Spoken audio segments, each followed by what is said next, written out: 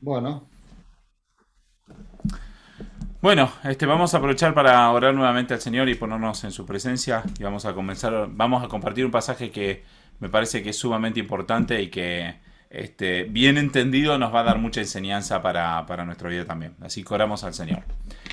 Gracias te damos, Señor, por este tiempo que vamos a compartir nuevamente tu palabra, que vamos a enseñar, Señor, sobre lo que tu palabra dice. Queremos realmente que tu Espíritu Santo esté guiándonos en todo lo que vamos a hacer, Señor, nos esté acompañando, nos esté instruyendo y nos ayude, Señor, a comprender para poder poner en práctica lo que tu palabra realmente dice. Señor, queremos honrar tu nombre, exaltarte y glorificarte en todas las cosas, en el nombre de Jesucristo. Amén.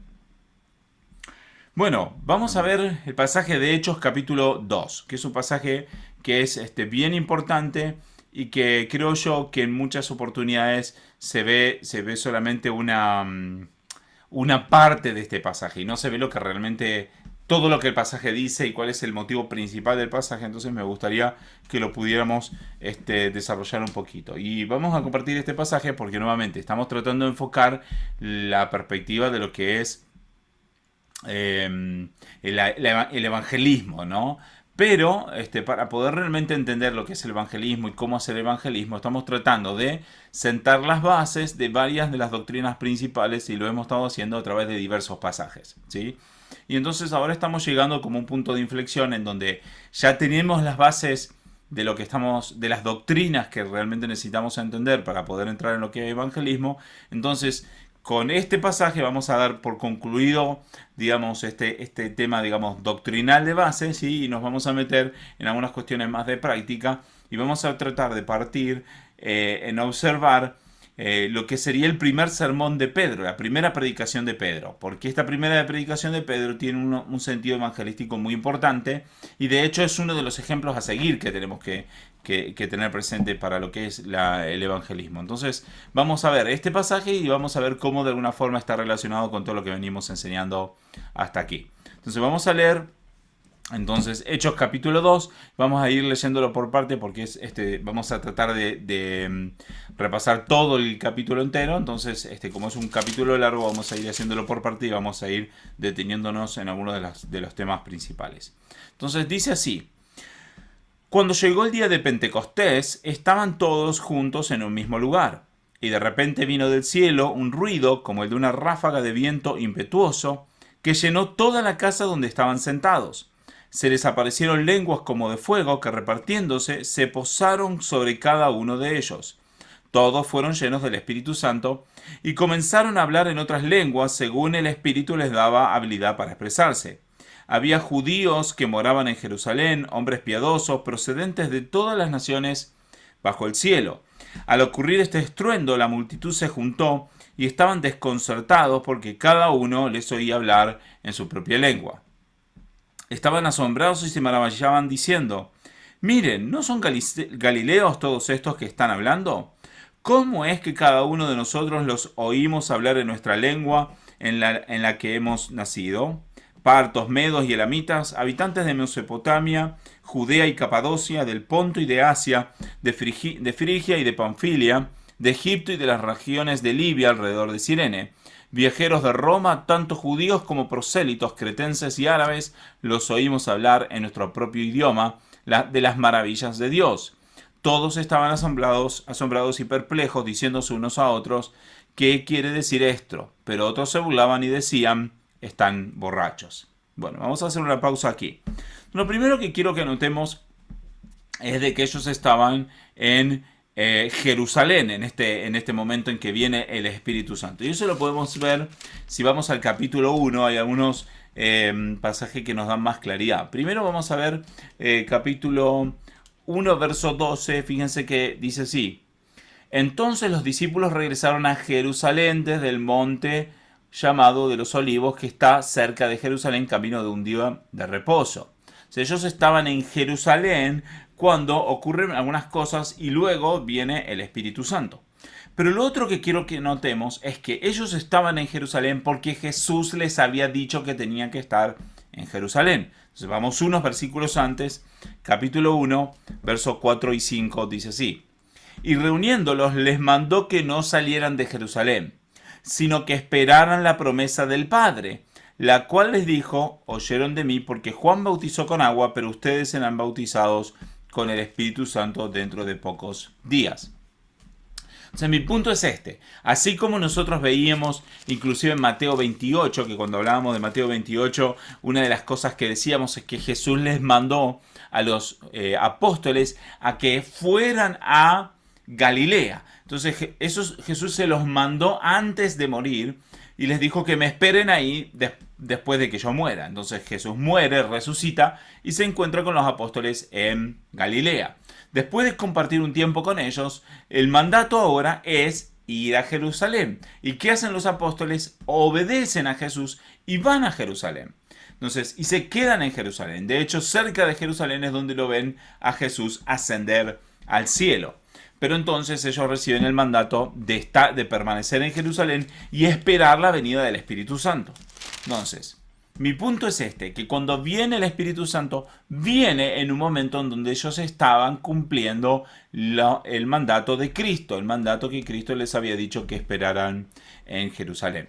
Entonces, hago hincapié en todo esto porque muchas veces algunos cristianos o algunos pastores a veces hacen tanto hincapié en que la salvación es por fe, y estamos totalmente de acuerdo, pero se olvidan de que una fe verdadera tiene que producir obediencia a Cristo, ¿sí? Es una parte del Evangelio que dejan por fuera, y es algo que si nosotros lo vemos en la Biblia, lo hemos reflejado en muchos aspectos, que vemos de que los apóstoles tenían que obedecer a Cristo, y que vemos de que la actitud del cristiano es producir obras, y estas obras son obras de obediencia a Cristo, ¿sí?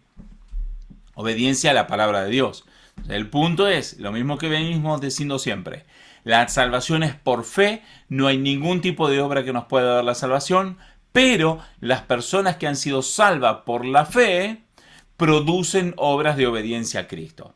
Las obras de obediencia a Cristo es el resultado de la fe, ¿sí? Y no es que las obras pueden producir salvación, sino que la fe produce obras. Y esta forma es de la misma forma podemos entender el pasaje de Santiago que vimos hace algunas semanas atrás, comparando con el pasaje de Romanos, y podemos entender que Pablo dice que la justificación es solo por la fe, resaltando que la salvación es por la fe, y Santiago dice de que la justificación es por la fe por medio de las obras, resaltando la idea de que aunque la salvación es por fe, la fe produce obras verdaderas, produce obediencia, ¿sí? Entonces esto lo vemos aquí también en el sentido de que ellos estaban en Jerusalén esperando al Espíritu Santo como Jesús les había mandado. Estaban en una actitud de obediencia. Entonces, al obedecer ellos a Jesús, lo que termina sucediendo es lo que Jesús les había prometido, de que iba a venir el Espíritu Santo sobre ellos. Y viene el Espíritu Santo sobre ellos. Ahora, cuando viene el Espíritu Santo sobre ellos, mucha gente se enfocan en algunos aspectos aquí del pasaje que son importantes. Por ejemplo, el hecho de que vino como una ráfaga de viento impetuoso, que produjo como lenguas de fuego, y algunos aspectos que son interesantes de notar. Pero el aspecto fundamental de este pasaje no es las lenguas de fuego, eso no es lo que se está tratando de resaltar en el texto. Lo que se está tratando de resaltar en el texto es todo lo que viene del verso 7 en adelante, mejor dicho, del verso 5 en adelante, que dice que había hombres piadosos ahí que básicamente les estaban escuchando hablar en su propia lengua, lo que dice el versículo 6 al final. Dice que estaban desconcertados porque cada uno les oía hablar en su propia lengua. ¿En qué lengua les oían hablar? La gente que estaba ahí en Jerusalén les oía hablar en su propia lengua humana. ¿Por qué? Por algo que hemos enseñado también, ¿no? En Jerusalén en ese momento había venido gente de todas partes del mundo, que eran judíos, que vivían en otros lugares, que habían venido a Jerusalén a la fiesta de Pentecostés. Entonces lo que está ocurriendo es que el Espíritu Santo les da la capacidad a los apóstoles de predicar el Evangelio. Entonces este es el enfoque del pasaje. De hecho es todo el enfoque del pasaje del capítulo 2. El enfoque del capítulo 2 de hecho no está en el hecho de que ellos hayan recibido señales como de lenguas de fuego o que haya venido como un viento impetuoso, si bien son detalles importantes, pero el enfoque está puesto en que vino el Espíritu Santo a los apóstoles y que el Espíritu Santo les capacitó ¿para qué? Para predicar el Evangelio. Ellos, ¿qué empezaron a hacer? Empezaron a hablar. Fíjense lo que dice capítulo 2, verso 11. Dice, cretenses, árabes, todos les oímos hablar en nuestros propios idiomas de las maravillas de nuestro Dios. ¿De qué es lo que le estaban escuchando? ¿Qué es lo que estaban escuchando esta gente? Estaban escuchando hablar acerca de las maravillas de Dios. Ahora, esta idea de escuchar hablar de las maravillas de Dios no tiene el enfoque de que escucharan hablar de milagros que Dios estuviera haciendo. Porque, o sea, viene el Espíritu Santo y ellos empezaron a predicar. Entonces, el enfoque aquí tiene que ver con que estaban glorificando a Dios y no puntualmente el hecho de que Dios hiciera milagros. No estaban hablando de las maravillas de Dios en ese aspecto, sino estaban hablando de quién es Dios y lo que Dios hizo por la audiencia, por lo que estaban escuchando. ¿Cómo sé yo de que esta idea de que estaban hablando de las maravillas de Dios no tiene que ver con los milagros? Por todo lo que vemos en el pasaje y que lo vamos a seguir leyendo. El enfoque está puesto en que ellos estaban presentando a Cristo, ¿sí? Ahora, vamos a seguir leyendo. Vamos a leer desde el verso 14 en adelante. Dice así: entonces Pedro, poniéndose en pie con los 11 apóstoles, alzó la voz y les declaró: hombres de Judea y todos los que viven en Jerusalén, sea esto de su conocimiento y presten atención a mis palabras, porque estos no están borrachos como ustedes suponen, pues apenas es la hora tercera, sino que esto es lo que fue dicho por medio del profeta Joel. Sucederá en los últimos días, que dice Dios, que derramaré de mi espíritu sobre toda carne, y sus hijos y sus hijas profetizarán, y sus jóvenes verán visiones, y sus ancianos soñarán sueños, y aún sobre mis siervos y sobre mis siervas derramaré de mi espíritu en esos días, y profetizarán. Mostraré prodigios arriba en el cielo y señales abajo en la tierra, sangre y fuego y columna de humo. El sol se convertiría en tinieblas y la luna en sangre antes que venga el día grande y glorioso del Señor. Y sucederá que todo aquel que invoque el nombre del Señor será salvo. Hombres de Israel, escuchen estas palabras. Jesús el Nazareno, varón confirmado por Dios entre ustedes con milagros, prodigios y señales que Dios hizo en medio de ustedes a través de él, tal como ustedes mismos saben, este fue entregado por el plan predeterminado y el previo conocimiento de Dios, y ustedes lo clavaron en una cruz por mano de impíos y lo mataron. Pero Dios lo resucitó poniendo fin a la agonía de la muerte, puesto que no era posible que él quedara bajo el dominio de ella. Vamos a hacer una pausa aquí también y vamos a empezarnos a enfocar en algunas cosas de estos versículos. Entonces, lo primero que quiero que notemos aquí es que Pedro está poniéndose en pie y está llamando la atención de los oyentes, de la gente. ¿Sí? Lo que está haciendo es calmar el descontrol que se estaba armando. Digamos, todo el mundo, todos los apóstoles estaban predicando y estaban todos escuchando y cada uno escuchaba a los diferentes apóstoles. Entonces él toma autoridad y dice: escúchenme, alzó la voz, ¿sí? Presten atención a esto, ¿sí? Fíjense, verso 14. Poniéndose en pie con los 11 apóstoles, alzó la voz y les declaró: hombres de Judea y todos los que viven en Jerusalén, sea esto de su conocimiento y presten atención ¿a qué? A mis palabras. ¿Qué es lo que Pedro quería que la gente prestara atención? A sus palabras. Quería que prestaran atención a lo que Pedro estaba a punto de decir, ¿sí? Pedro está llamando la atención, está pidiéndoles que le presten atención y que presten atención a lo que él está a punto de decir. Entonces hay un enfoque en prestar atención a las palabras, ¿sí? Y no prestar atención al hecho de que ellos estuvieran hablando en diferentes idiomas, sino prestar atención a las palabras que se estaban diciendo en los diferentes idiomas. Porque ¿qué es lo que pasaba? La gente estaba escuchando a los galileos y no podían creer de que ellos estaban hablando en otros idiomas. Entonces, el punto es que la gente estaba enfocándose también en lo que en estos diferentes idiomas y no se estaban enfocando tanto en lo que se les estaba diciendo, ¿sí? Entonces ahí viene Pedro y está tratando de decir, ok, presten atención a lo que yo voy a decir porque lo importante es lo que estoy a punto de decir. Entonces está tratando de enfocar la atención de las personas en este mensaje que él está a punto de dar. Ahora, por un lado, dice, ¿no? Esto que está pasando no es que están borrachos, sino que ellos están llenos del Espíritu Santo. Está tratando de decir, ¿no? Pero, ¿cómo explica de que ellos están llenos del Espíritu Santo? Lo explica utilizando un pasaje de Joel. Y es todo lo que está desde el verso 17 al verso 21. Es una cita de Joel. Y vamos a leer la cita de Joel detenidamente. Si lo quieren buscar, está en Joel capítulo 2. Verso 27, pero por ahora lo vamos a leer aquí desde el mismo hecho y después podemos ir a Joel 2. Sí, no, mejor vamos a leerlo en Joel 2. Joel 2 directamente. Joel capítulo 2, verso 27 en adelante, vamos a leer. Fíjense lo que dice. Y sabrán que en medio de Israel estoy yo, dice el Señor, y que yo soy el Señor su Dios, y no hay otro. Nunca jamás será avergonzado mi pueblo.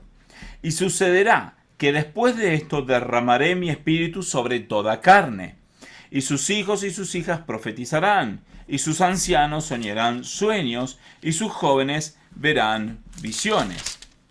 Y aún sobre los siervos y las siervas derramaré de mi espíritu en esos días, haré prodigios en el cielo y en la tierra, sangre, fuego y columnas de humo, el sol se convertirá en tinieblas y la luna en sangre, antes que venga el día del Señor grande y terrible, y todo aquel que invoque el nombre del Señor será salvo, porque en el monte de Sión y en Jerusalén habrá salvación, como ha dicho el Señor, y entre los sobrevivientes estarán los que el Señor llame.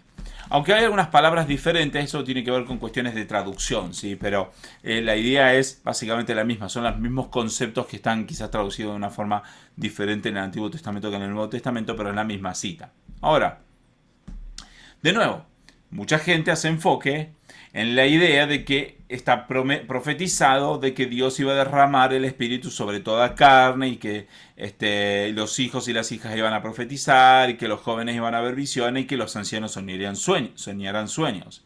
Entonces hay mucho enfoque en ese punto, ¿sí? Hay mucho enfoque en el hecho de que está profetizado este tema de las visiones y los sueños. Y es importante que notemos algunas cosas. Que este pasaje de Joel dice varias cosas. No dice solamente de que los hijos y las hijas iban a profetizar y que los jóvenes verán visiones. También dice, verso 19, mostraré prodigios arriba en el cielo y señales abajo en la tierra, sangre y fuego y columna de humo, y el sol se convertirá en tinieblas y la luna en sangre antes que venga el día grande y glorioso del Señor. Entonces, cuando vemos estos dos versículos, versos 19 y 20, sabemos por un montón de otros pasajes que se está refiriendo al día en que Cristo regrese en su segunda venida.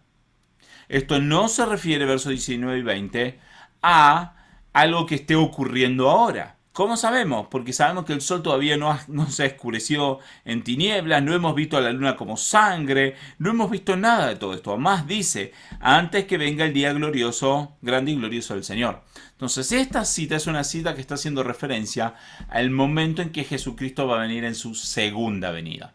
Entonces, ¿qué es lo que pasa? Pedro está citando un pasaje de Joel que tiene que ocurrir en la segunda venida de Cristo.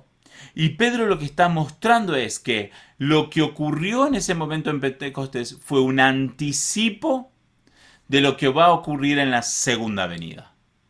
No quiere decir de que en este momento de la iglesia cristiana todos los cristianos tengan que tener sueños y soñar visiones y los jóvenes profetizar y todo eso. No está diciendo eso. Lo que está diciendo es que todo esto va a ocurrir en el momento en que Jesucristo venga en su segunda venida y que esto que está ocurriendo en Hechos capítulo 2 es solo un anticipo. ¿Por qué? Porque en Hechos 2 no se fue derramado el Espíritu Santo sobre toda carne, como dice en Joel.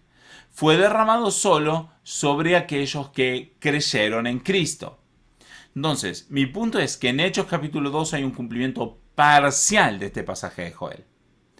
Pero hay un cumplimiento final y completo del pasaje de Joel que ocurre en la segunda venida de Cristo y no en Pentecostés, ni siquiera ahora en la actualidad. Pero mi punto es este, que Pedro está usando este pasaje, primero y principal, para fundar o sostener todo lo que va a decir en base a la Biblia, en base a las Escrituras. Y esto es bien importante, porque Pedro no está hablando lo que se le ocurre en su corazón. Pedro no está hablando simplemente lo que el Espíritu Santo le dijo que hablara y habla lo que el Espíritu le dice. Pedro está hablando lo que el Espíritu le dice, pero lo que el Espíritu le dice le hace que él esté fundando lo que está diciendo en base al Antiguo Testamento, en base a las Escrituras. Obviamente no lo hace en base al Nuevo porque el Nuevo Testamento no estaba escrito aún, pero Pedro está usando la Biblia como base para todo lo que va a decir. Entonces está mostrando de que esto que está ocurriendo en Pentecostés está profetizado, ¿sí? Pero hay otro punto importante que tiene que ver con, sobre todo, del 19 al 21, pero sobre todo el verso 21. Dice así: y sucederá que todo aquel que invocare el nombre del Señor será salvo. Ahora, acá vamos a empezar a unir muchas doctrinas que estamos tratando de enseñar, muchas ideas y conceptos que venimos enseñando hace tiempo. Número uno, venimos diciendo hace tiempo, que el mundo incrédulo es pecador, el mundo incrédulo está bajo la ira de Dios, el mundo incrédulo está separado de Dios.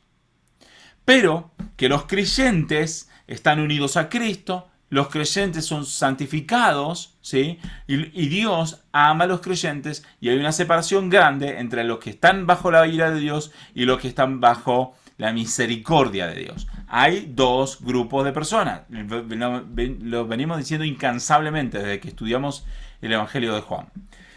Entonces, ¿qué pasa? En el momento en que Cristo venga en su segunda venida, una de las cosas que va a ocurrir, porque van a ocurrir muchas cosas, pero una de las cosas que van a ocurrir es que los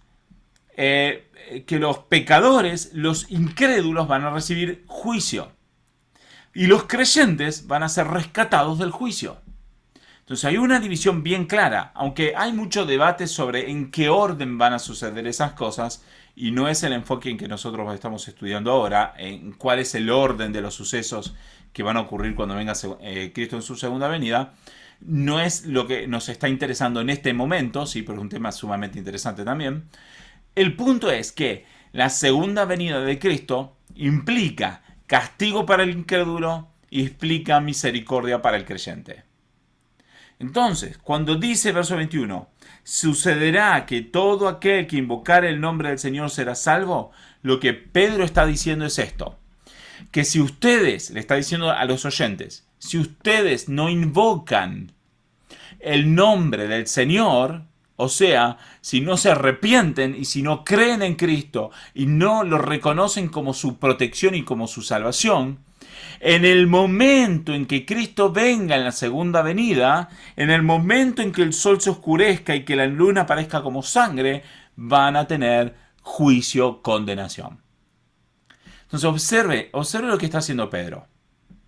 Pedro está usando el pasaje de Joel, estos 5 o 6 versículos, por un lado para demostrar que ellos están llenos del Espíritu Santo, y por otro lado para demostrar que este hecho de que ellos tengan el Espíritu Santo y que estén hablando en lenguas es una advertencia para los que están oyendo a que se arrepientan, porque si no se arrepienten están bajo la ira de Dios y van a ser condenados. ¿Se alcanza a observar esta conexión entre una cosa y la otra? Es bien importante esto. Si no se alcanza a entender, por favor me lo hacen saber, lo podemos repasar de otra forma, ¿sí? Podemos tratar de explicar de otra forma. Pero hay un punto bien importante aquí. El tema de la venida del Espíritu Santo, si bien es sumamente valiosa para el creyente, para el incrédulo, sobre todo para el incrédulo judío, es una advertencia, un llamado de atención en contra de su pecado, porque quiere decir de que se le está acabando el tiempo y se acerca el juicio de los incrédulos. Y Pedro está usando este verso de Joel para hacer ese llamado de atención. Entonces, también es bien importante notar es que todo esto que está ocurriendo en un contexto israelita, está ocurriendo en un contexto donde tanto los apóstoles como los que escuchan, la audiencia de ese momento son israelitas. ¿Y esto por qué es importante? Porque para nosotros se nos hace confuso quizás este pasaje de Joel, o quizás no lo conocemos lo suficiente, pero ellos, para los israelitas, lo tenían sumamente claro el pasaje de Joel, no es que tenían dudas. Ellos sabían que cuando el sol se convierte en tinieblas y la luna se convierte en sangre, eso representaba juicio, venía el juicio de parte de Dios. Entonces, cuando Pedro hace mención a este pasaje, aunque a nosotros nos resulta difícil de comprenderlo por falta de profundizar a veces las escrituras, para los israelitas era evidente, porque ellos conocían claramente a qué se refería Joel con este pasaje. Entonces ahí vemos de que el enfoque de la venida del Espíritu Santo, el enfoque del hecho de que ellos estén hablando en lengua y el enfoque de que Pedro está usando este pasaje para fundamentar todo, está puesto en ¿qué? En que los oyentes debían arrepentirse y volverse a Cristo. Ese es el enfoque del pasaje, ese es el enfoque de por qué Pedro está hablando, ese es el enfoque de todo lo que está ocurriendo en este pasaje. Es un llamado de arrepentimiento de los pecados, ¿sí? Ahora, fíjense otra cosa más, ¿sí? Y vamos a ver a partir de entonces del verso 22, ¿sí? Que ahora vamos a ver que el enfoque está puesto en Cristo. Vamos a leer de nuevo los versículos que leímos del 22 al 24 más o menos, y después vamos a seguir avanzando. Pero dice: hombres de Israel, escuchen estas palabras. De nuevo el llamado de atención, el mismo llamado de atención que hizo antes en versículo 4. Está diciendo: presten atención a lo que les estoy por decir, ¿sí? Y ahora va a continuar avanzando. O sea, esto es como diciendo: les llamé la atención primero para decirle algo fuerte. Ahora le llamo la atención para decirle algo más fuerte, para ir más allá, para hacer una exhortación aún mayor. Fíjense lo que dice: hombres de Israel, escuchen estas palabras. Jesús, el Nazareno, varón confirmado por Dios entre ustedes con milagros, prodigios y señales que Dios hizo en medio de ustedes a través de él, tal como ustedes mismos saben, fue entregado por el plan predeterminado y el previo conocimiento de Dios, y ustedes lo clavaron en una cruz por manos de impío y lo mataron. Pero Dios lo resucitó poniendo fin a la agonía de la muerte, puesto que no era posible que él quedara bajo el dominio de ella. Entonces aquí vemos que hay un enfoque centrado en Cristo. Pero este enfoque centrado en Cristo tiene varios aspectos. Número uno es el hecho de resaltar su nombre, es decir, Jesús el Nazareno. Se está diciendo, primero viene hablando de Dios de una forma un poco más, quizás más genérica, si no está mencionando, en este caso, por ejemplo, a Jesucristo, hasta aquí. Pero es como que él hizo una introducción y entonces está diciendo, todo esto lo que está sucediendo es porque vino el Espíritu Santo y ahora lo lleva a hablar de Cristo y entonces empieza a enfocar el nombre de Jesús. ¿Por qué? Porque los israelitas creían en Dios, pero lo que no creían era en Jesucristo, ¿sí? Entonces ahí Pedro está haciendo el enfoque ahora en Jesucristo. Entonces dice Jesús el Nazareno. Y fíjense cómo se comporta con lo que dice: varón confirmado por Dios entre ustedes. O sea, está diciendo, Jesús ha sido confirmado por Dios. O sea, Dios ha confirmado que Jesús es el Salvador del mundo, que Jesús es el Mesías, que Jesús es el que les trae salvación. Es lo que está diciendo Pedro. Varón confirmado por Dios. Pero sigue diciendo algo más. Y esto de confirmado por Dios también lo podemos ver en muchas facetas, y ahora lo vamos a ver en una faceta en particular, pero puntualmente Pedro sabe que que Jesús es confirmado por Dios porque Pedro estuvo presente en la transfiguración. ¿Qué pasó en la transfiguración? Estando ahí Pedro, ¿sí? Él ve que se enciende una gran luz, aparece Moisés y Elías, y él ve la gloria de Dios en ese momento, y Dios dice, este es mi Hijo amado en quien tengo complacencia. Entonces Pedro, al ver todo eso, él sabe, él tiene confirmación de parte de Dios de que Jesús es el Mesías. Entonces, por eso Pedro dice varón confirmado por Dios. Porque él sabe, él ha visto la confirmación de Dios con su propia vida, lo ha visto directamente en la transfiguración. Pero continúa diciendo, confirmado por Dios entre ustedes también. Ahora, ¿cómo es que Dios confirmó a Jesús en medio del pueblo? Dice, lo confirmó entre ustedes con milagros, prodigios y señales que Dios hizo en medio de ustedes a través de él, tal como ustedes mismos saben. Ahora el punto es este. El punto es de que Jesús hizo prodigios, milagros y señales, y que esto era una confirmación de parte de Dios de que Jesús era el Mesías. Entonces, yo no estoy negando que que Jesús haya hecho milagros, y aún desde el principio yo decía que el enfoque no está puesto en los milagros, y cuando se están diciendo la gente que le escuchan hablar las maravillas de Dios, el punto es de que al hablar de las maravillas de Dios, es de que ellos están diciendo que aún los milagros que están ocurriendo, lo que hacen es demostrar de que Cristo es el enviado por Dios. Los milagros que son una confirmación, los milagros son la validación que Dios hace de Jesucristo. Pero aún en este verso 22, el punto principal acá ¿qué es? ¿Que Jesús hizo milagros? No. El punto principal del verso 22 es de que Jesús es confirmado por Dios. Y el hecho de que Jesús hiciera milagro es el instrumento que Dios usó para confirmar a Jesús. Pero el punto principal del pasaje es que Jesús fue confirmado por Dios. Confirmado de tal forma de que el pueblo sabe de que Jesús es el Mesías. Dice, señales que Dios hizo en medio de ustedes a través de él, tal como ustedes mismos saben. O sea, Pedro les está diciendo, ustedes saben la verdad. Ustedes saben de que Cristo es el enviado por Dios. Aquí no hay duda, ustedes lo saben, lo han visto los milagros que confirman a Jesús. Ustedes saben de que Jesucristo es el enviado por Dios. Entonces el enfoque está puesto en Cristo, ¿sí? Ese es el enfoque. Verso 23, entonces fíjense lo que dice, bien importante. Este fue entregado por el plan predeterminado y el previo conocimiento de Dios. Y ustedes lo clavaron en una cruz por mano de los impíos y lo mataron. Ahora, este versículo para mí es tremendo, es de lo más tremendo de toda la Biblia. Primero y principal, porque dice de que Cristo murió en la cruz por un plan predeterminado por Dios. Quiere decir de que Dios preestableció y predeterminó que Jesucristo muriera, las condiciones en las que tenía que morir, el momento en que tuviera que morir y digamos, predeterminó todas las cosas. Estaba todo puesto estaba todo planificado por Dios y establecido por Dios aún desde antes de la fundación del mundo. Es el plan predeterminado por Dios. O sea, quiere decir que no es que Dios estaba en un momento, desarrolló un plan rápido y lo puso en práctica. No. Desde antes de la fundación del mundo, determinó el plan con anticipación antes de que todas las cosas ocurrieran. Dios predeterminó.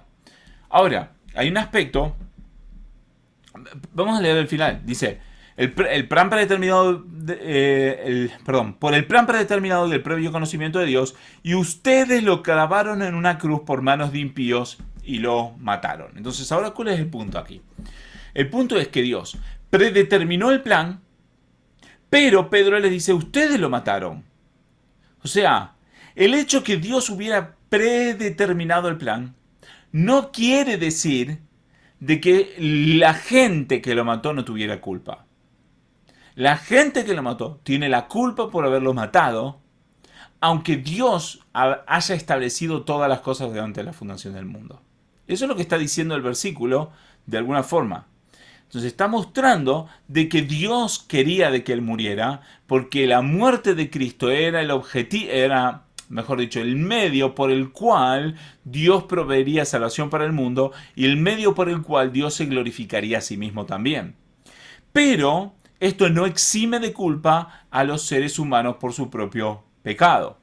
Interesante notar, dice, que este fue entregado por el plan predeterminado y el previo conocimiento de Dios. O sea que hay doble cosa aquí.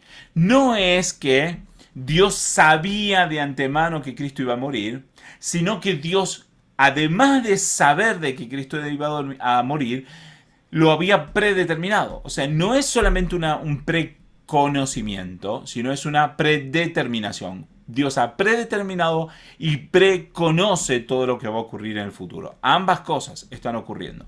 Pero aunque conoce y ha predeterminado todas las cosas, el culpable de la muerte de Cristo son los seres humanos. Ahora, bien importante que entendamos esto y que no nos equivoquemos en este aspecto. En un sentido, los judíos de ese momento son culpables por haber matado a Cristo, porque ellos fueron los que activamente lo rechazaron estando en vida, ellos fueron los que activamente lo llevaron a la cruz, los que activamente lo denunciaron delante de los sumos sacerdotes, lo denunciaron delante de los delante de los romanos. Hay una actividad, digamos, están activos en el pecado de haber matado a Cristo. Pero en otro aspecto nosotros sabemos muy bien que nosotros también somos culpables de la muerte de Cristo, en el sentido que aunque nosotros no lo hubiéramos rechazado de la manera en que lo rechazaron los israelitas y los romanos en aquel tiempo, nosotros también nos hemos rechazado en nuestra vida innumerables veces y nosotros también somos culpables de la muerte de Cristo, ¿sí? No es que nosotros podemos eliminar la culpa que hay en nosotros. Tenemos culpabilidad por la muerte de Cristo todos los seres humanos, en algún sentido, digamos, aunque sea quizás una forma diferente a la del pueblo de Israel de ese tiempo, pero tenemos culpa también con ellos por la muerte de Cristo. Pero lo que más me impacta de todo esto es que Pedro se los dice directamente. ¿Qué es lo que le dice Pedro a ellos? Dice, ustedes lo clavaron en una cruz por manos de impíos y lo mataron. Pedro los está acusando de asesinos. Ahora, yo me pregunto, ¿no? Qué hermosa forma de evangelizar. Porque piense esto, nosotros estamos enfocando este estudio del aspecto del evangelismo, ¿sí? Aunque lo estamos atando a un montón de doctrinas relacionadas con la salvación, pero vamos acercándonos a enfocarnos en el evangelismo. Ahora, ¿cómo se hace evangelismo hoy en día? Evangelismo hoy en día se hace, vengan a la iglesia, Dios les va a bendecir. ¿Cómo hizo Pedro evangelismo? Pedro hizo evangelismo diciendo, ustedes mataron a Cristo. Es bien importante que nosotros empecemos a sentarnos en la base de la palabra. Empecemos a ver qué es lo que la Biblia dice. Y empecemos a llevar nuestra vida de acuerdo a lo que la Biblia dice. Yo me he cansado de escuchar predicadores que invitan a la gente a los milagros, que invitan a la gente a la bendición, que invitan a la gente a la prosperidad, que invitan a la gente a todo tipo de bendiciones, de todo tipo. Bueno, la iglesia universal es como el extremo de eso, ¿no? Pero aún entre cristianos, evangélicos, ¿sí? Pero muy pocos pastores van a decir, van a predicar apuntando a declarar el pecado de la gente. Eso no se hace. ¿Por qué? Porque se cree de que si nosotros vamos a declarar el pecado a la gente lo que va a hacer es querer alejarse de la iglesia en vez de quererse acercar. Pero la forma en que Pedro predica declarándoles el pecado. Ahora, vamos a ver un poco más que en un aspecto Pedro lo hace con amor y con mucha paciencia, no lo hace con una forma agresiva. Pero no por tener paciencia y tener amor, él se va a callar y no va a decir lo que tiene que decir.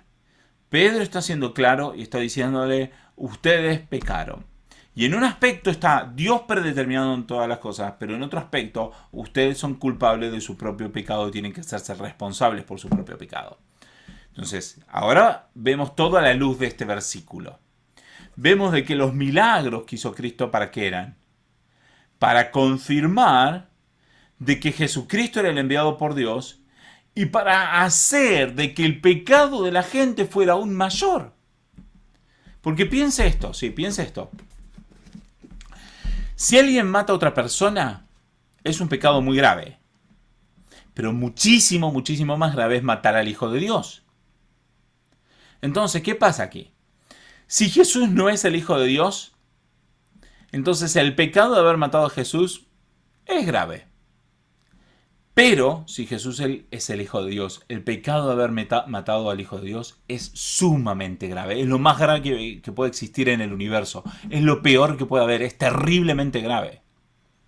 Porque de la misma forma que Dios es completamente santo, completamente glorioso, y nosotros no somos gloriosos, no hay gloria en nosotros, sino que en gloria hay en Dios, y si hay gloria en nosotros porque Dios está en nosotros y nada más, pero Dios es tan glorioso y nosotros somos tan nada, que si nosotros matamos al Hijo de Dios, el pecado es sumamente grave.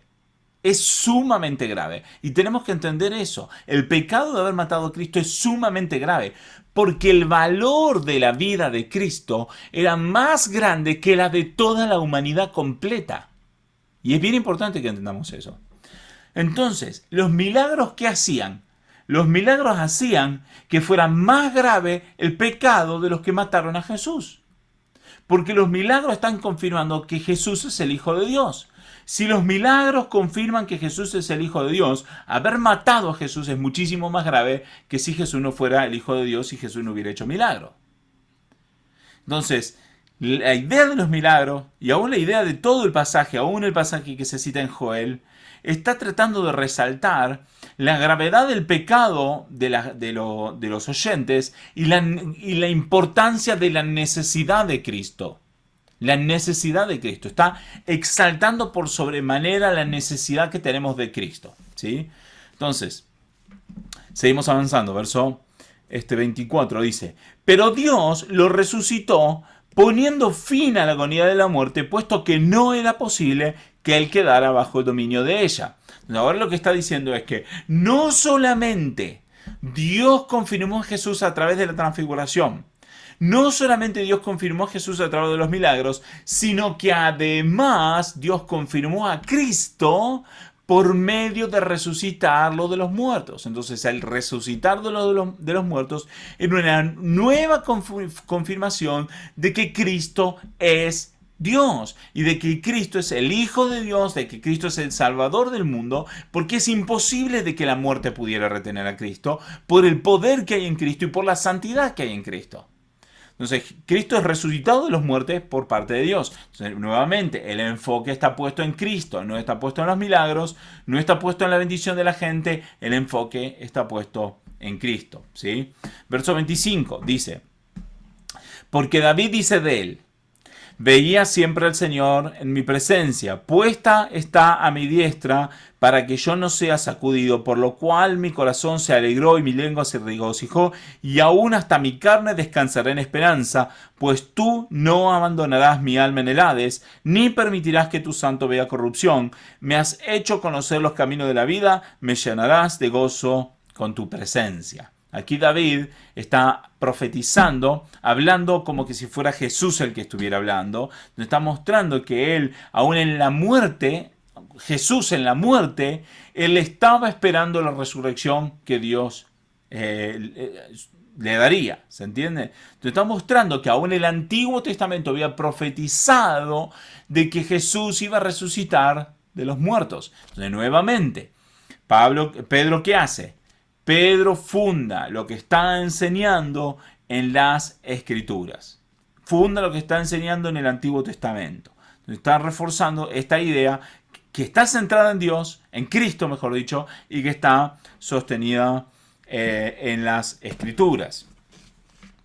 Dice: hermanos, del patriarca David les puedo decir con franqueza que murió y fue sepultado, y su sepulcro está entre nosotros hasta el día de hoy.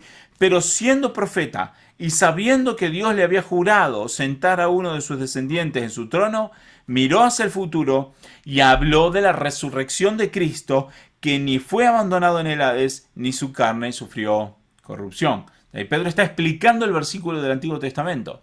Simplemente está explicando el Antiguo Testamento. Está haciendo lo que hace un maestro cuando explica un pasaje. Pedro está explicando el pasaje del Antiguo Testamento. Está mostrando de que este pasaje del Antiguo Testamento, que si no recuerdo más está en Salmo, está en Salmo 16, creo. Está mostrando de que el Antiguo Testamento había declarado de que el Mesías tenía que ser levantado de la muerte. Entonces está usando el Antiguo Testamento para predicar el Evangelio, ¿sí? Y verso 32, entonces, dice así: a este Jesús resucitó Dios, de lo cual todos nosotros somos testigos. Entonces está diciendo, los apóstoles somos testigos de la resurrección de Cristo. Así que, exaltado a la diestra de Dios y habiendo recibido del Padre la promesa del Espíritu Santo, ha derramado esto que ustedes ven y ustedes oyen, porque David no ascendió a los cielos, pero él mismo dice, dijo el Señor a mi Señor, siéntate a mi diestra hasta que ponga a tus enemigos por estrado de tus pies. Lo que está resaltando de nuevo con otro pasaje de David, se está resaltando de que Cristo no solamente tenía que morir, sino que tenía que resucitar, y además está resaltando que tenía que ascender al cielo. Todo lo que había ocurrido hace poquito. Porque esto es Pentecostés, es unos pocos días después de la resurrección de Cristo. O sea, Cristo muere, pasan 3 días, resucita, comparte un tiempo con ellos, está unos cuantos días con ellos, asciende al cielo, pocos días más viene el Espíritu Santo, pocos días más ocurre todo esto. Todo esto es reciente. Está mostrando que todo lo que ocurrió recientemente estaba profetizado en el Antiguo Testamento, está usando el Antiguo Testamento para mostrar eso. Ahora, bien interesante esto también, que también tiene que ver con algo que decíamos la semana pasada. La evangelización también tiene que ver con el hecho de reconocer que hay un Dios trino, ¿sí? Lo decíamos en Mateo 28, dice, bautizándoles en el nombre del Padre, del Hijo y del Espíritu Santo. Entonces la evangelización tiene que ver con la idea de que hay un Dios trino, que son 3 personas en un Dios, Dios Padre, Dios Hijo y Dios Espíritu Santo. Esto acá también se observa. ¿Por qué? Porque vemos de que Dios Padre confirma a Cristo. Cristo es el que vino a la tierra, murió, resucitó y ascendió al cielo. Y ahora viene el Espíritu Santo en el lugar de Cristo. Entonces todo el pasaje tiene una connotación trinitaria muy fuerte. Entonces está mostrando que en este aspecto toda la Trinidad está envuelta. Es Dios Padre confirmando a Cristo, Cristo muriendo, resucitando y ascendiendo al cielo, y el Espíritu Santo viniendo en el lugar de Cristo para vivir con el creyente. Entonces, son varios elementos que tenemos que ver en la evangelización. En la evangelización vemos que está centrado en Cristo, que tiene un aspecto trinitario, que tiene un aspecto de obediencia a Cristo, que tiene un aspecto de reconocer el pecado, de declarar el pecado y que la gente reconozca el pecado. Entonces estamos viendo que hay varios aspectos que están sumamente relacionados con lo que Pedro está haciendo, que justamente lo que está haciendo es evangelizar, ¿sí?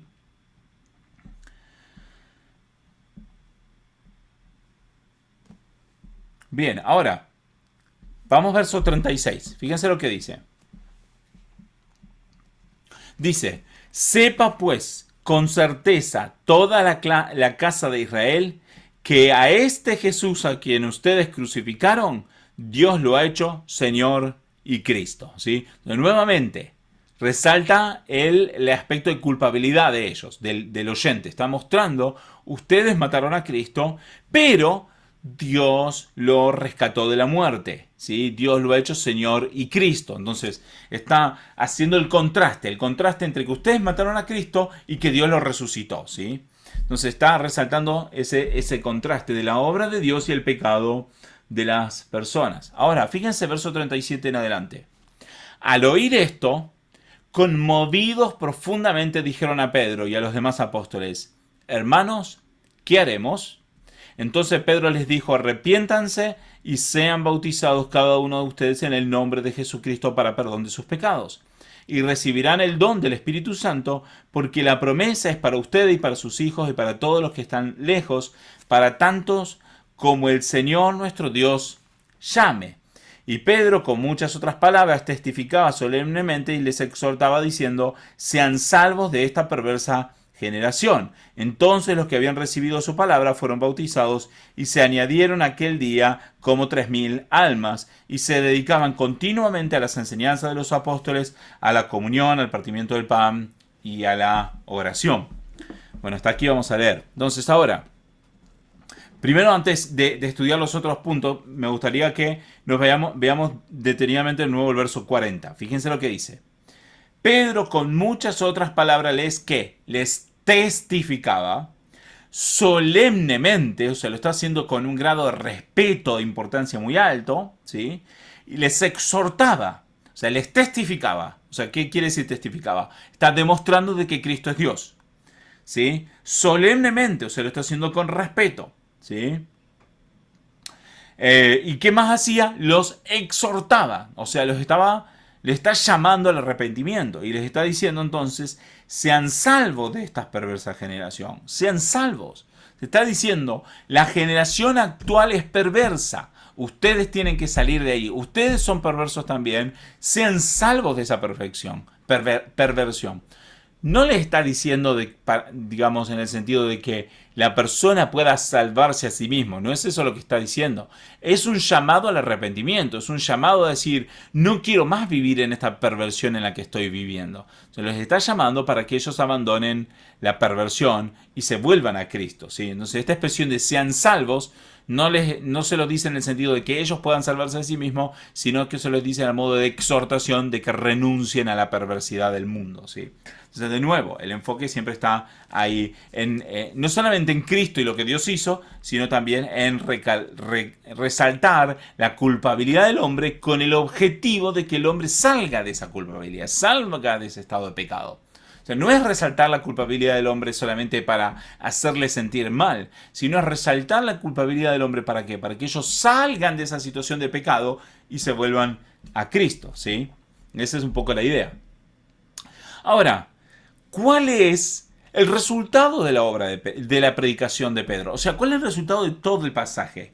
Pues el pasaje comienza con la obediencia de los apóstoles, con la venida del Espíritu Santo, con la demostración de que el Espíritu Santo es verdad y que lo que está ocurriendo es verdad, con el sostén de la Escritura, con la base de la Escritura, con la predicación de Pedro, que está centrada en Cristo, y con la predicación de Pedro, que está declarando el pecado, ¿sí? Todo eso, ¿cuál es el resultado de todo eso? Ahí lo vemos, verso 37. Al oír esto, conmovidos profundamente dijeron a Pedro y a los demás apóstoles, hermanos, ¿qué haremos? Fíjense, ¿por qué nosotros tenemos en este tiempo quizás iglesias que son que no crecen, que no profundizan? ¿Por qué? Porque la gente no está conmovida de corazón. Está conmovida por las bendiciones, pero no está conmovida profundamente por el reconocimiento de su pecado. ¿Por qué la gente no está conmovida profundamente por el reconocimiento de su pecado? Porque no se les declara el pecado. Los predicadores han perdido la costumbre de llamar a la gente al arrepentimiento. Han perdido la costumbre de llamar al que está en pecado a que salga de su pecado. Han querido traer un evangelio que es bonito, un evangelio que habla de bendición, un evangelio que habla de que somos importantes y que merecemos muchas cosas, y han tratado de endulzar al incrédulo para que venga a la iglesia. Pero en vez de convertir incrédulos en creyentes, lo que han hecho es traer incrédulos a la iglesia, y tenemos ahora iglesias llenas de incrédulos porque están ahí porque les gusta la bendición. Pero pero pocos están conmovidos profundamente de reconocer cuál es su pecado. Ahora, importante esto. Ellos dicen, hermanos, ¿qué haremos? Ahora, importante esto, porque si nos detenemos a pensar, Pedro les va a decir qué es lo que ellos tienen que hacer. Pero no quiere decir de que Pedro crea que la salvación sea por algo que ellos puedan hacer. El punto es de que ellos ya son creyentes desde el momento en que fueron conmovidos profundamente. El momento en que fueron conmovidos profundamente, en ese momento se hicieron creyentes. ¿Sí? O mejor dicho, digamos, se hicieron creyentes, y como se hicieron creyentes fueron conmovidos. ¿Qué quiere decir? Que ellos escucharon lo que Pedro les dijo y creyeron en lo que Pedro les dijo. Entendieron lo que Pedro les dijo y creyeron. Y como entendieron y como creyeron, tuvieron un dolor profundo en su corazón y reconocieron su pecado. Y como escucharon, creyeron y reconocieron su pecado, estaban conmovidos profundamente. Entonces, por lo tanto, como consecuencia, ellos quieren saber qué es lo que tienen que hacer ahora que han sido conmovidos. ¿Se entiende el punto? No es que la salvación sea por obras, es que ellos creyeron y ahora como creyeron tienen obras como resultado. ¿Cuál es la obra de ellos? Quieren saber cuál es la obra. Ellos quieren saber qué tienen que hacer. Quieren saber cómo tienen que obedecer a Cristo. Ellos quieren saber cómo tienen que ser discípulos de Cristo. Ellos quieren saber cómo es que se hacen las obras que corresponden para una persona que cree en Cristo. Ellos quieren saber qué más tienen que hacer para estar a cuenta con Dios. Entonces Pedro les dice, arrepiéntanse y sean bautizados cada uno de ustedes en el nombre de Jesucristo para perdón de sus pecados y recibirán el don del Espíritu Santo. ¿Qué es lo que está ocurriendo acá?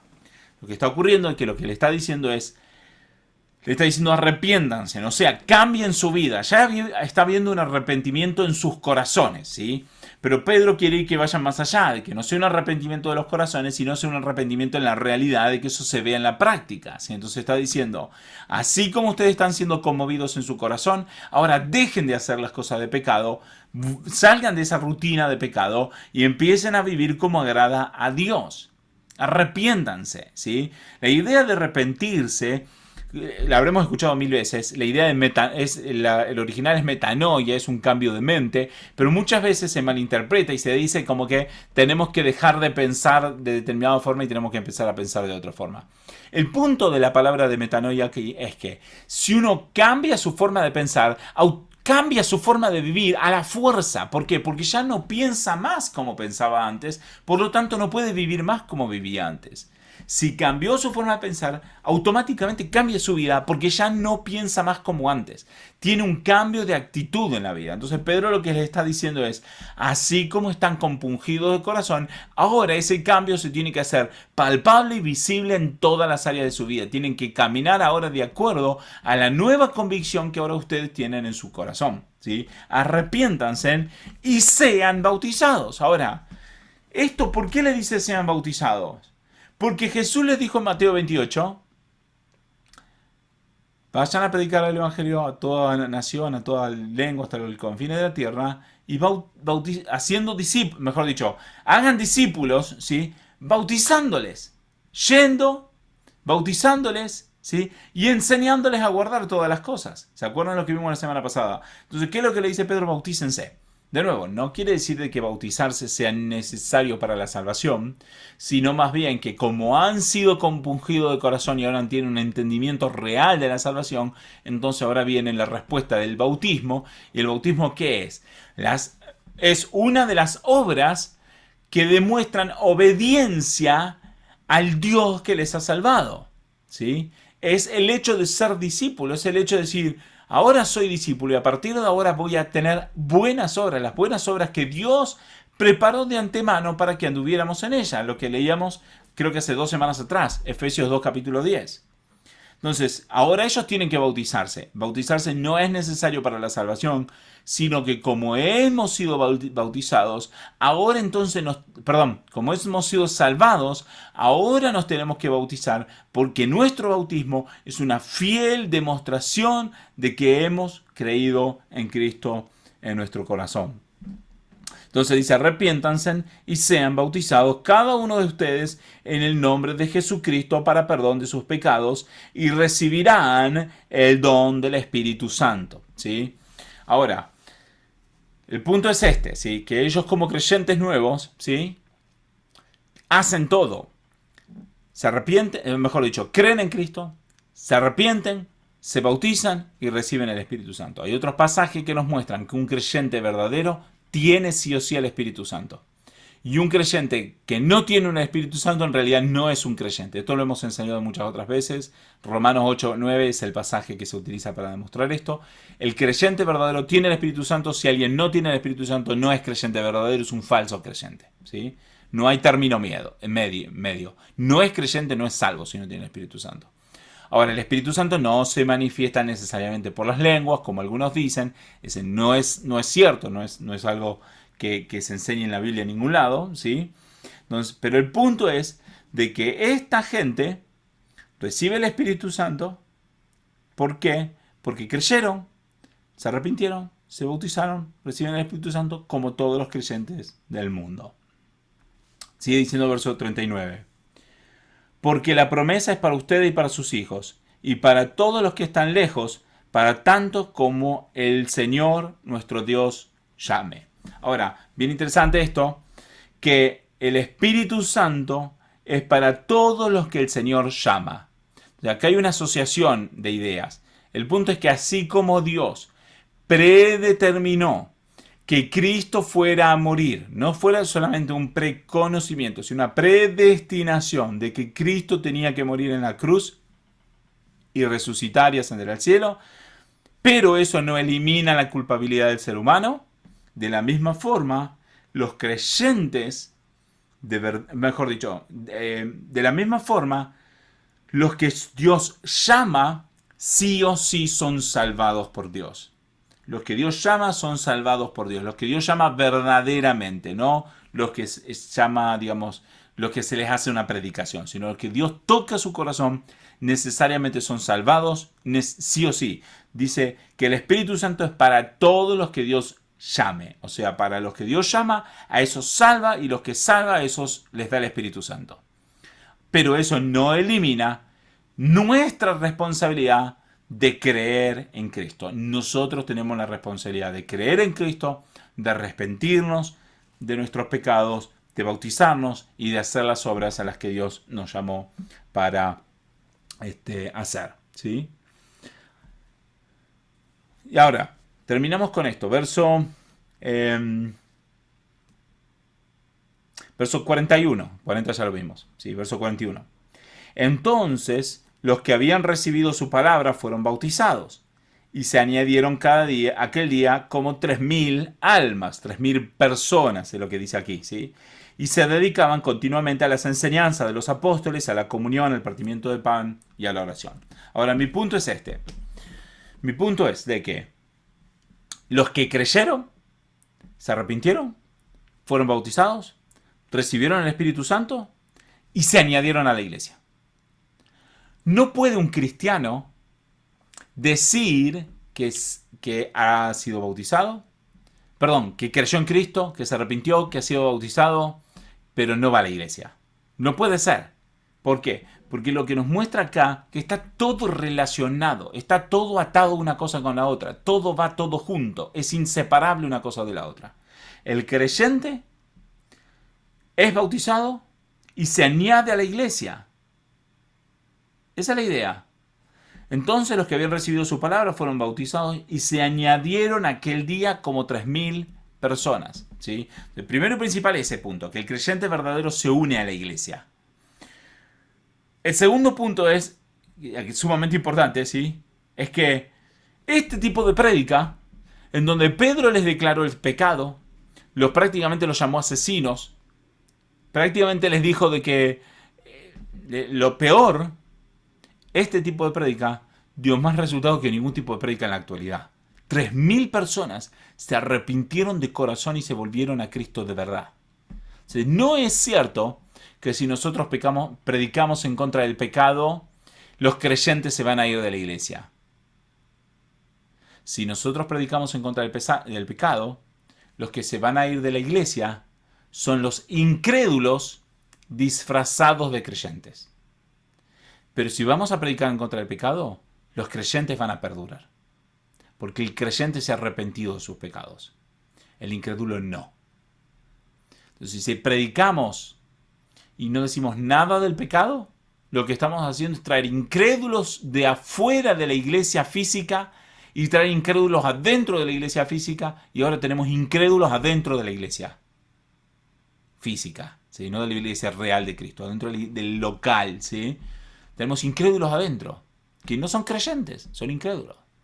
Pero si predicamos en contra del pecado y a favor del arrepentimiento y de la salvación por medio de la fe en Jesucristo, entonces los que vengan van a ser mayormente personas que se han arrepentido realmente de sus pecados y se unen a Cristo realmente, ¿sí? Bien importante este aspecto, ¿sí?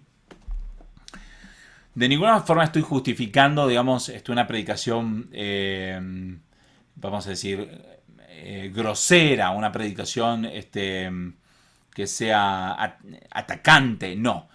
La predicación en contra del pecado aún se hace con amor, digamos. No estoy diciendo que no, pero se predica en contra del pecado, ¿sí? Entonces no es un tema de hacer sentir mal a la gente por hacer sentir mal a la gente.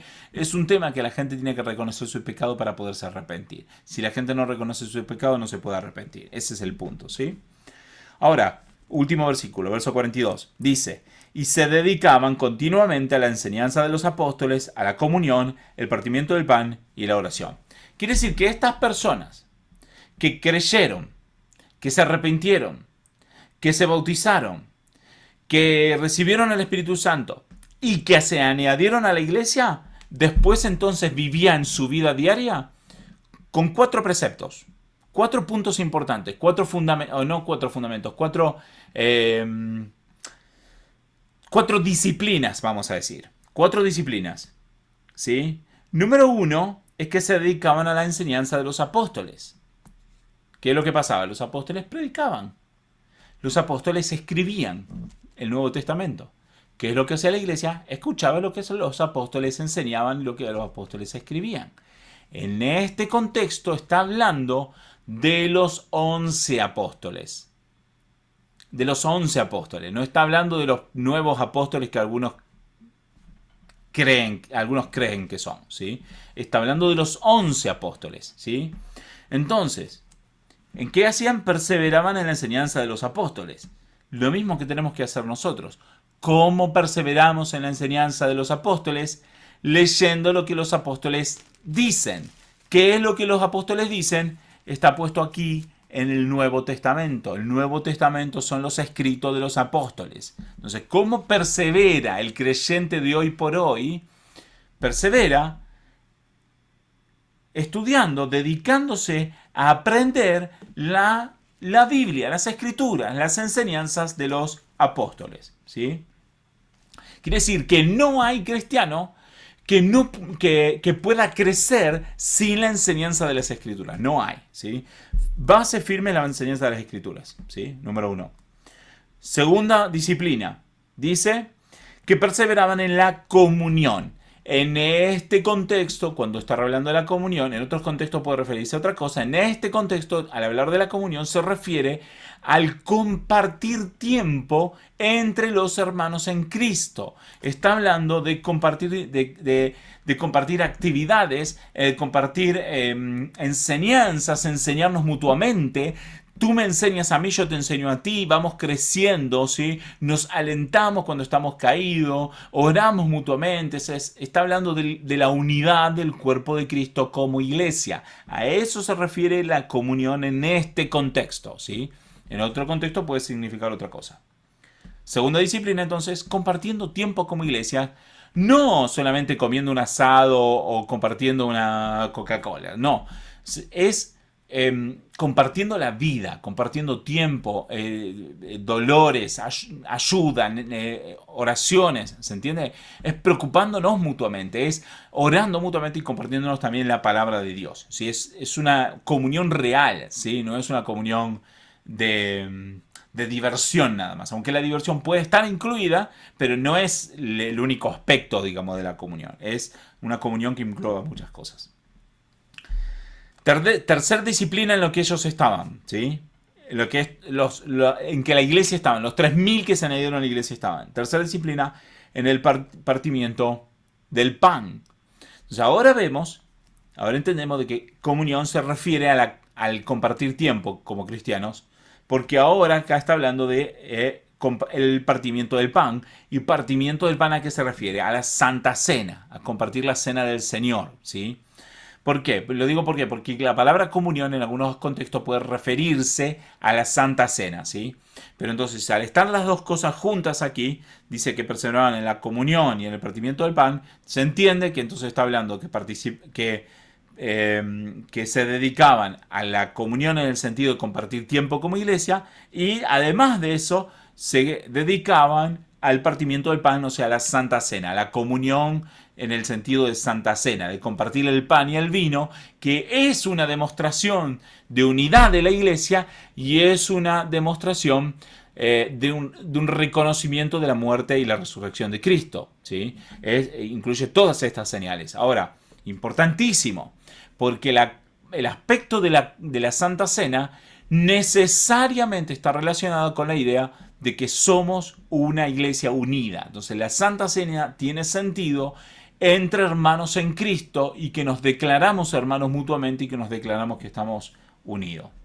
Y el último punto en el que estaban avanzando en la disciplina y que se dedicaban continuamente es en la oración. ¿Sí? Y nuevamente aquí la oración tiene dos perspectivas. La oración individual de me encierro en mi habitación, me arrodillo delante del Señor y oro al Señor. Y también tiene el aspecto corporativo de la oración, de nos reunimos como iglesia y oramos juntos al Señor. Ambas cosas son importantes en este aspecto. Entonces, si hay algo que nos tiene que quedar bien claro, es cuáles son varios de los componentes que incluye la evangelización. La evangelización incluye el componente de la obra de Cristo, de quién es Cristo y la obra de Cristo, de que Cristo es Dios, de que Cristo murió, resucitó, descendió al cielo. El otro componente es la Trinidad, el rol del Padre, del Hijo y del Espíritu Santo, que lo vimos en este pasaje, lo vimos en Mateo 28 también. El aspecto de la exhortación en contra del pecado, ¿sí? El llamado al arrepentimiento. Y el otro aspecto es la necesidad de que se le instruya a los que se arrepienten a que formen parte de la iglesia y que vivan de acuerdo a las normas de la iglesia, que vivan de acuerdo a, mejor dicho, que sean discípulos de Cristo, o sea, está todos relacionados, y que sean discípulos de Cristo, o sea, que formen parte de una iglesia y que vivan de acuerdo a cómo un discípulo de Cristo vive, obedeciendo lo que Cristo dice, compartiendo entre los hermanos de la iglesia, estudiando la palabra, manteniéndose en oración y manteniéndose también en la Santa Cena. Así que todos estos elementos son súper importantes a la hora del evangelismo y que todo tiene que estar de alguna forma presentado cuando se hace evangelismo. Así que, bueno, con esto hemos terminado con este capítulo de Hechos. Sé que me extendí un poco más de lo normal, les pido perdón en ese aspecto, pero bien, si hay preguntas, comentarios, estamos para responder. Sí. Sí, quería leerte en el versículo de Hechos 2, 17, y en los postreros días dice Dios, derramaré de mi espíritu sobre toda carne, y vuestros hijos y vuestra hija profetizarán, y vuestros jóvenes verán visiones, y vuestros ancianos soñarán sueños. Yo te quería preguntar, porque no lo entendí bien antes cuando vos lo habías explicado, que vos dijiste que te preguntáramos, si estos versículos tienen que ver más con la segunda venida o con el versículo 39 que dice, porque para vosotros es la promesa y para vuestros hijos y para todos los que están lejos, para cuanto el Señor nuestro Dios llamare. Si eso tiene que ver con esos versículos y si era para esa gente todo lo que dice acá en los postreros días, derramaré de mi espíritu, si era para esa gente, para este tiempo, o si también es para nosotros ahora. Eso es lo que te quería preguntar. Sí, buen punto. O sea, primero y principal tiene una fuerte connotación de la segunda venida de Cristo. Entonces, de alguna forma está hablando bien fuerte de que estas son cosas que van a ocurrir cuando Cristo venga en su segunda venida. ¿Sí? De todas maneras, ahora perdí el versículo. ¿Cuál es el que dice para vuestros hijos? A ver, ¿dónde está? ¿Cuál fue el versículo ese que 39, leíste? 39, 39. 39, ok. Dice, porque la promesa es para ustedes, para sus hijos y para todos los que están lejos, para tanto como el Señor nuestro Dios llame. Sí. Entonces, verso 39 está directamente enfocada al aspecto del Espíritu Santo, ¿sí? Al hecho de que venga el Espíritu Santo. ¿Sí?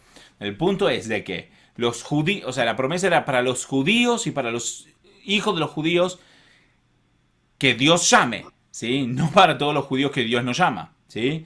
Y para todos los que están lejos, o sea, de alguna forma tiene un sentido, aunque primero y principal está refiriéndose a los judíos a lo largo de todo el mundo, también tiene un concepto de alguna forma de incluir a los que no son judíos que creen en Cristo, ¿sí? Entonces está hablando que la venida del Espíritu Santo es para todos nosotros, ¿sí? Pero el punto principal aquí es a todos los que Dios llame. O sea que esto está asociado con aquellos que son salvos, ¿sí? Entonces el Espíritu Santo está prometido para todos los que son salvos, ¿sí? Ahora, del verso 17 al 21, que está hablando de todo el pasaje de Joel, dice más cosas que solamente la idea de la venida del Espíritu Santo. Dice más cosas. En todo lo que dice está hablando de muchas de las cosas que van a ocurrir en la segunda venida. Entonces hay un entendimiento de que todo ese pasaje va a ocurrir, se va a completar el cumplimiento en la segunda venida de Cristo.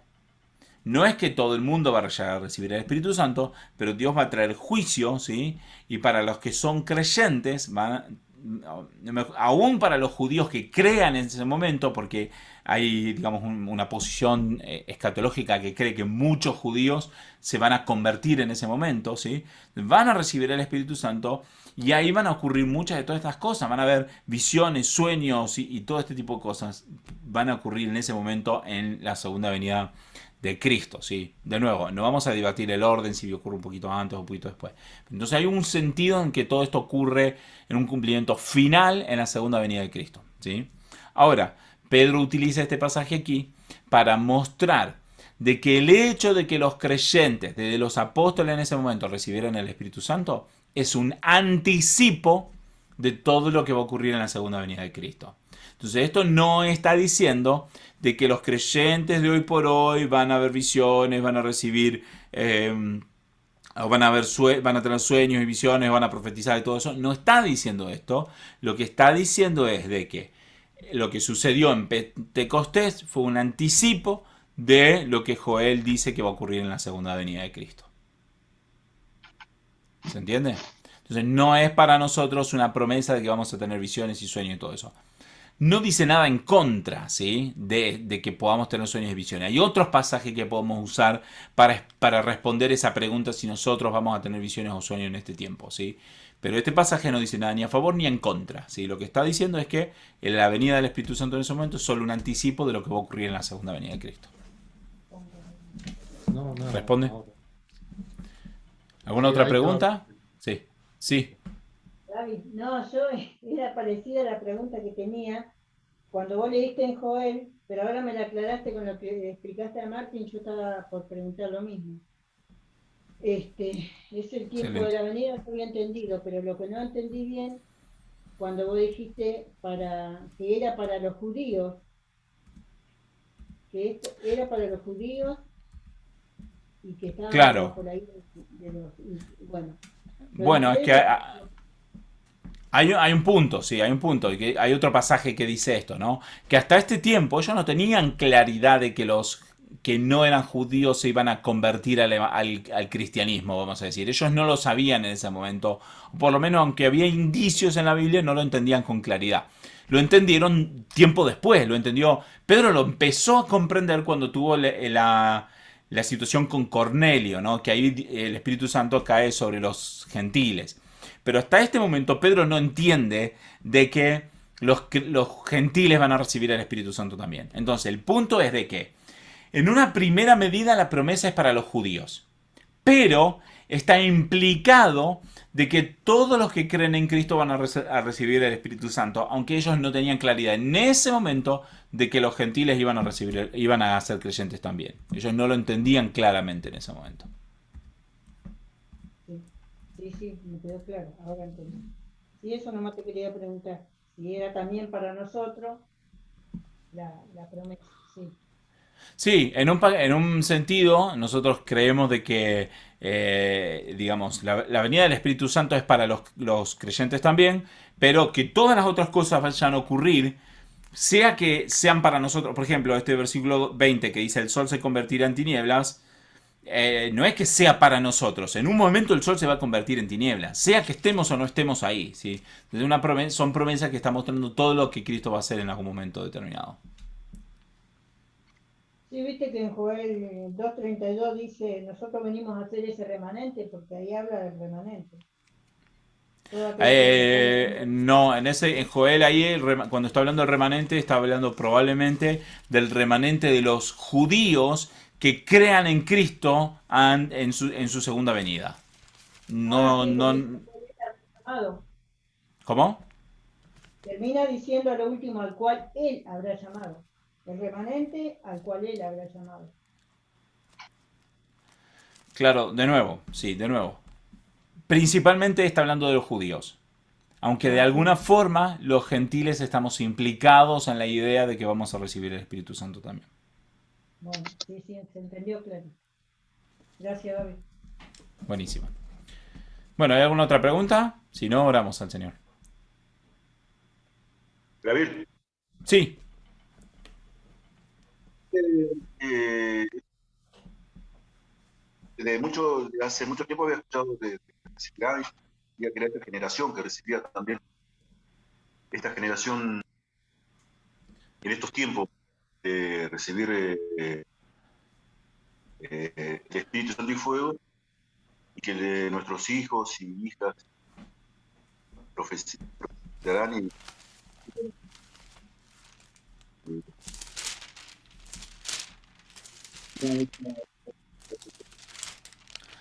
se cortó un poquito, pero yo personalmente no creo de no, que esa promesa de que nosotros vamos a recibir sueño y todo, que se refiera para nosotros en este momento. Para mí eso no es lo que está diciendo el pasaje, ¿sí? Y menos lo de Espíritu Santo y fuego. Menos lo de Espíritu Santo y fuego. Si me permiten un segundo, te voy a buscar el versículo que dice de Espíritu Santo y fuego y te vas a dar cuenta del gravísimo error que se comete con ese versículo. Dame un momentito, yo te lo busco. A ver, un momentito.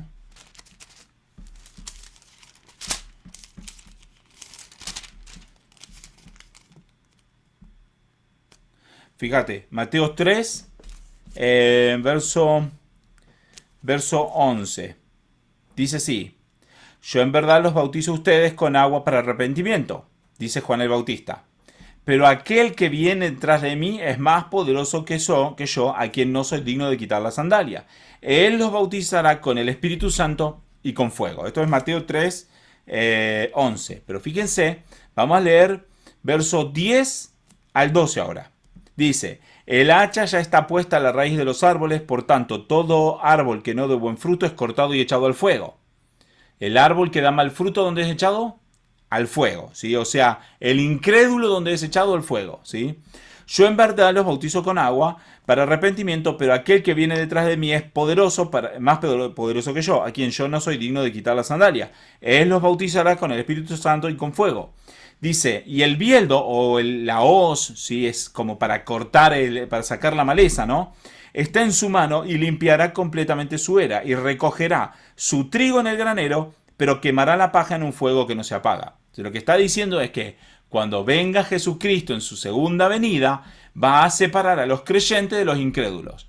Los creyentes son el trigo, vamos a decir, o el trigo se refiere a los creyentes que van a ser guardados, y la paja que nos sirve es echada al fuego. Entonces, cuando dice que Cristo nos va a bautizar con Espíritu Santo y con fuego, lo que está diciendo es que a los creyentes los va a bautizar con Espíritu Santo y a los incrédulos los va a bautizar con el fuego de la condenación eterna.